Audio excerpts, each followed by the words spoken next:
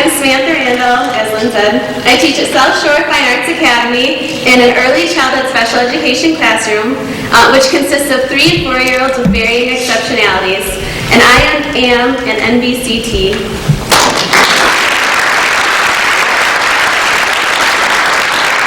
Last year was hectic for me. It was my 6th year teaching at Fermi Elementary School, and it began with the teacher's strike, as it did for all of us.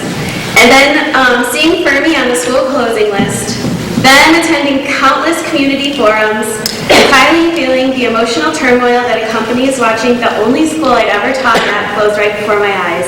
They literally packed up my classroom while I still had students.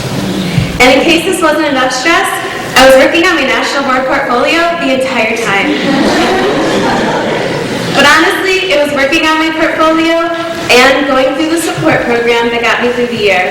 It grounded me. It forced me to focus on my students above all else. It took my mind away from worrying about the contract or school closing or our pension woes. It kept me committed to the task at hand, and for that I'm grateful, because becoming a National Board Certified Teacher has completely changed the way I reflect on my practice and continually improve my teaching. I'm now much more focused on understanding how my students are learning instead of just what they are learning. In the past, when someone would ask me why I had Kenneth, a 3-year-old with autism, wear a weighted vest for certain activities, I would respond with, because it helps calm him down. And that was really the best answer I could give you. Now, with my commitment to understanding why my students learn and act the way they do, I am continually researching and collaborating with colleagues to seek out new information. Since going through all the professional development and living the MBPTS standards for over a year, I can now respond with, a weighted vest activates the receptors located in his core muscles that provide input to his proprioceptive system, which then impacts neurotransmitters in the brain, which ultimately help Kenneth attend to the task.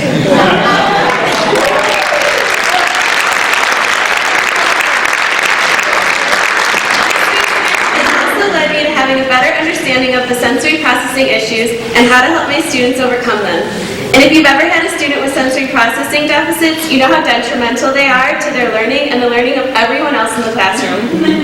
As a direct result of my commitment to following the National Board's 5 core propositions, my students have made tremendous growth in this area and in many other areas. Although this growth can't be measured by any standardized test or district assessment, but that's a topic for a different time.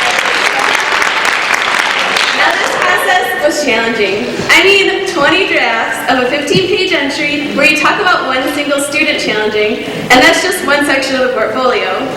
The most I ever had to write about one single student before was an IEP, and that's mostly fill in the blank. Earning my master's degree in special education and autism wasn't even this difficult.